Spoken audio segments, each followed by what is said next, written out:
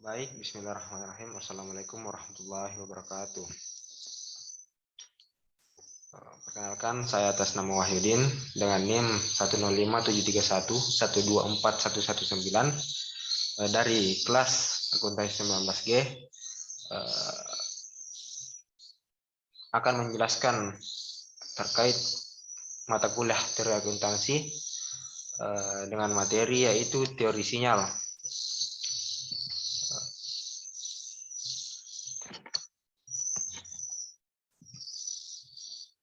Yang pertama yaitu pengertian teori sinyal. Teori sinyal atau signaling theory adalah suatu tindakan yang diambil manajemen perusahaan yang memberi petunjuk investor tentang bagaimana manajemen memandang prospek perusahaan. Dengan kata lain, teori sinyal menjelaskan bahwa pemberian sinyal dilakukan oleh manajer untuk mengurangi asimetri informasi.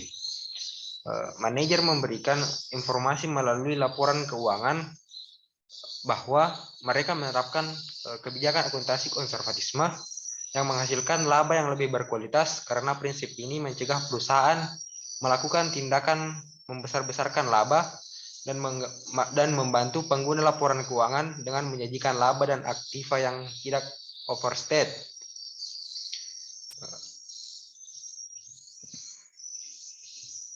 Selanjutnya yaitu manfaat signaling teori bagi investor. Adanya isyarat atau signal merupakan suatu petunjuk bagi investor mengenai tindakan yang diambil perusahaan pada prospek tertentu. Sinyal ini akan memberikan informasi mengenai apa yang dilakukan manajemen dan merealisasikannya sesuai tujuan. Pada dasarnya, informasi yang dikeluarkan perusahaan merupakan elemen krusial. Hal ini karena pengaruhnya terhadap keputusan investasi terhadap pihak eksternal perusahaan. Signal ini penting bagi pelaku bisnis dan investor untuk berinvestasi ke depannya. Hal ini karena hakikatnya akan menyajikan keterangan dan gambaran untuk memberikan gambaran berbagai keadaan di masa lalu maupun masa mendatang. Hubungan teori signaling dengan rasio keuangan. Secara garis besar, signaling teori erat kaitannya dengan ketersediaan informasi. Laporan keuangan dapat digunakan untuk mengambil keputusan bagi para investor. Laporan keuangan merupakan bagian terpenting dari analisis fundamental perusahaan. Analisis ini dilakukan untuk mempermudah interpretasi terhadap laporan keuangan yang telah disajikan oleh manajemen. Pengguna teori signaling, informasi berupa ROA atau tingkat pengembalian terhadap aset atau juga seberapa besar laba yang didapat dari aset yang digunakan. Dengan demikian, jika ROA tinggi, maka akan menjadi sinyal yang baik bagi para investor. Karena dengan ROA tinggi menunjukkan kinerja keuangan perusahaan tersebut baik, maka investor akan tertarik untuk menginvestasikan dananya yang berupa surat berharga atau saham. Permintaan saham yang banyak maka akan membuat harga saham meningkat.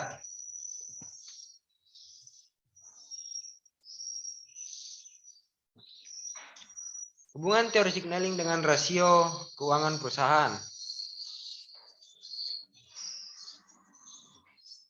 Teori signaling berhubungan dengan current ratio atau rasio likuiditas, yang mana semakin tinggi kemampuan perusahaan untuk membayar kewajiban jangka pendeknya akan memberikan sinyal yang baik atau good news kepada para investor. Hal tersebut menunjukkan bahwa perusahaan mampu menyelesaikan masalah hutangnya. Semakin tinggi nilai rasio likuiditasnya, maka akan meningkatkan peluang-peluang perusahaan untuk membayar serta menyelesaikan masalahnya terkait dengan hutang. Selanjutnya yaitu pencetus teori sinyal. Teori sinyal atau signaling theory pertama kali dikemukakan oleh Spence pada tahun 1973 yang menjelaskan bahwa pihak pengirim atau pemilik informasi memberikan suatu isyarat atau sinyal berupa informasi yang mencerminkan kondisi suatu perusahaan yang bermanfaat bagi pihak penerima atau investor. Selanjutnya yaitu teori sinyal dan hubungannya dengan pengambilan keputusan investor. Teori sinyal atau signaling theory adalah suatu tindakan yang diambil manajemen perusahaan yang memberi petunjuk investor tentang bagaimana manajemen memandang prospek perusahaan. Teori ini memberikan penjelasan mengenai alasan perusahaan memiliki dorongan untuk menyampaikan atau memberikan informasi terkait laporan keuangan perusahaan untuk pihak eksternal. Dorongan untuk menyampaikan atau memberikan informasi terkait laporan keuangan untuk pihak eksternal dilandasi pada terdapatnya asimetri informasi antara manajemen perusahaan dan pihak eksternal. Perusahaan atau manajemen perusahaan memiliki lebih banyak informasi terkait operasional perusahaan dan prospek masa depan perusahaan dibanding dengan pihak eksternal seperti investor, kreditor, underwriter, dan pengguna informasi lainnya. Oleh karena itu, untuk menanggapi permasalahan tersebut dan mengurangi asimetri informasi yang terjadi, maka hal yang dapat dilakukan adalah dengan memberikan sinyal kepada pihak luar yang dilakukan melalui laporan keuangan perusahaan yang di dalamnya terdapat informasi keuangan perusahaan yang kredibel atau dapat dipercaya dan akan memberikan kepastian mengenai prospek keberlanjutan perusahaan ke depannya.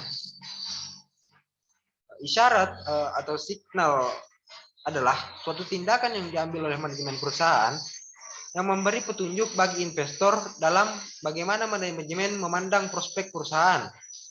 Sesuai dengan pernyataan tersebut, maka perusahaan dengan prospek masa depan yang menguntungkan akan mencoba untuk menghindari penjualan saham perusahaan, melainkan mengusahakan pendapatan modal baru melalui cara lain seperti penggunaan hutang melebihi target struktur modal normal. Sebaliknya, perusahaan dengan prospek yang kurang menguntungkan akan cenderung menjual saham perusahaannya.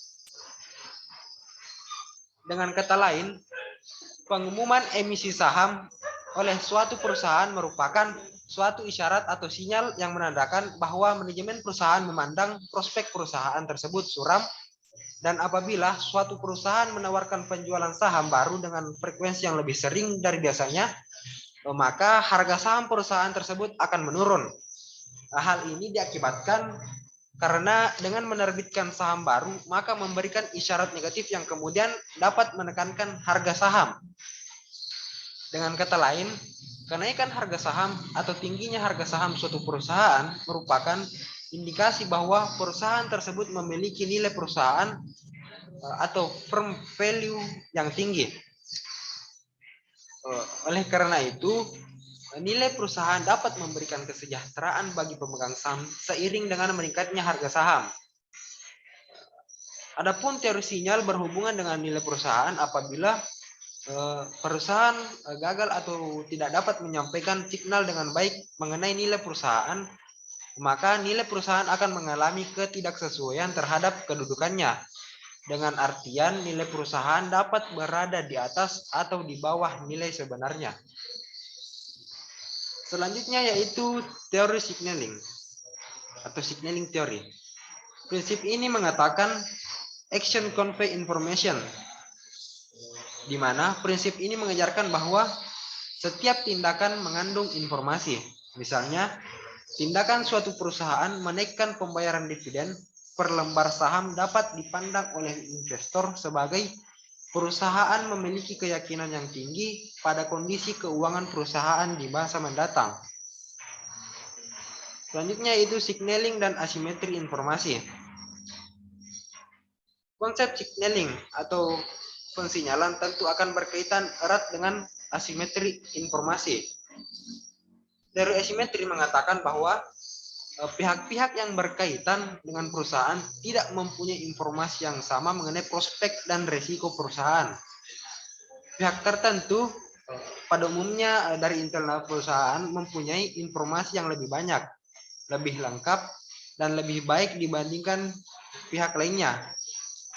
Manajer atau pihak internal biasanya mempunyai informasi yang lebih baik dibandingkan dengan pihak luar seperti investor. Perilaku manajer termasuk dalam hal menentukan struktur modal.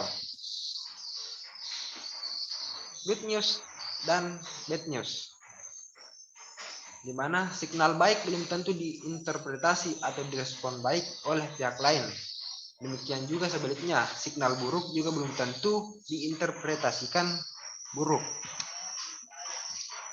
Informasi yang dipublikasikan atau diumumkan. Yang pertama, sebagai signal bagi investor dalam pengambilan keputusan investasi. Yang kedua, jika mengandung nilai positif, diharapkan pasar akan bereaksi pada waktu pengumuman tersebut diterima pasar.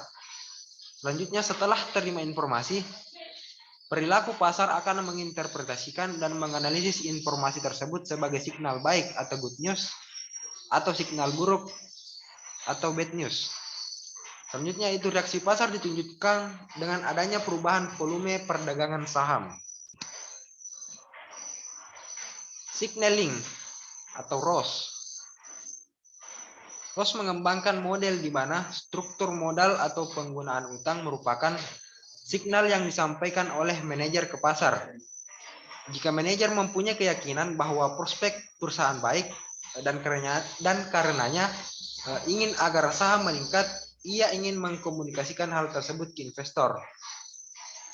Salah satu cara yang paling sederhana adalah dengan mengatakan secara langsung, perusahaan kami mempunyai prospek yang baik meski investor tidak akan percaya begitu saja. Di samping itu, manajer ingin memberikan signal yang lebih dipercaya atau kredibel. Manajer bisa menggunakan utang lebih banyak sebagai sinyal yang lebih kredibel. Con. Jika utang meningkat, maka kemungkinan bangkrut akan semakin meningkat.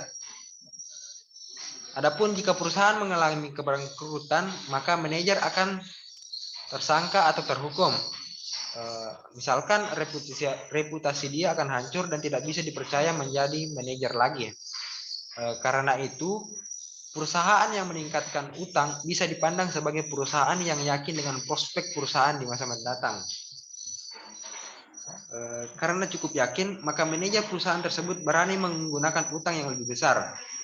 Investor diharapkan akan menangkap signal tersebut bahwa perusahaan mempunyai prospek yang baik. Dengan demikian, utang merupakan tanda atau signal positif.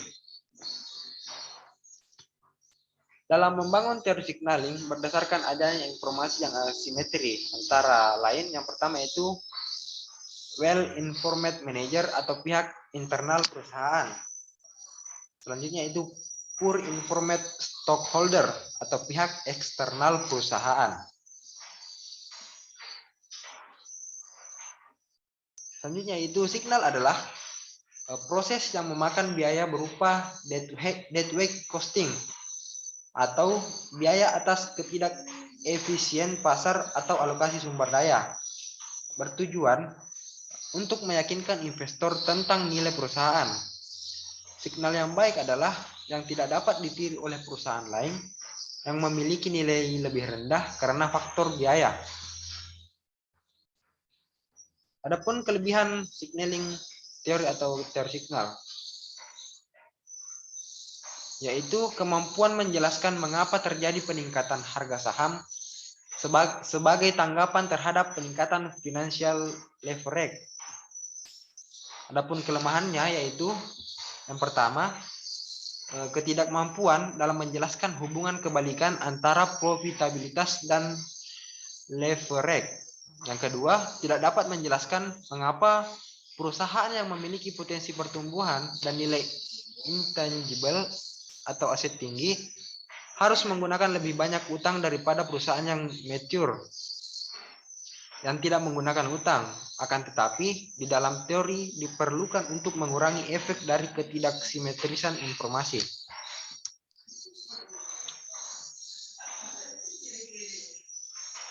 artikel George Akerlof di tahun 1970 yang berjudul The Market for Lemons, Quality, Uncertainty, and the Market Mechanism membahas mengenai kualitas dan ketidakpastian, di mana keberadaan barang-barang yang memiliki banyak kelas atau good of many grades memunculkan permasalahan-permasalahan yang penting dan menarik bagi teori pasar.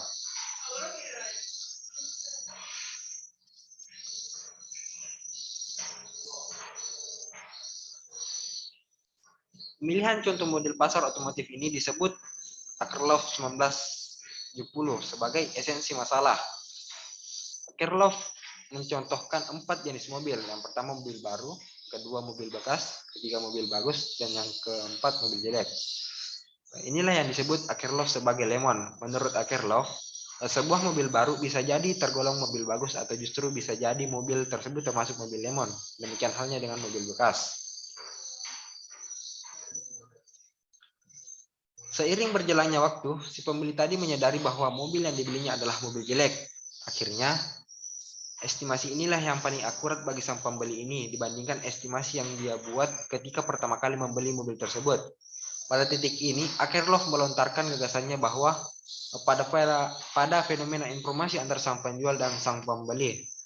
Hal tersebut terjadi karena akibat harga mobil yang bagus dan mobil yang jelek adalah sama. Sehingga sulit bagi sang pembeli tadi untuk mengetahui yang mana mobil yang bagus, sementara semestinya mobil jelek memiliki harga yang lebih rendah daripada mobil yang bagus.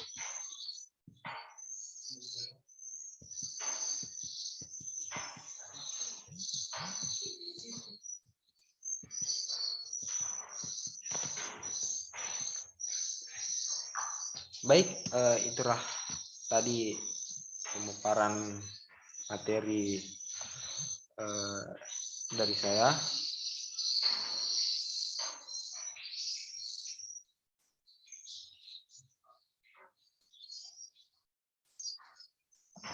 Adapun kesimpulan dari materi tersebut yaitu teori ini menjelaskan mengapa perusahaan mempunyai dorongan untuk memberikan informasi terkait laporan keuangan pada pihak eksternal.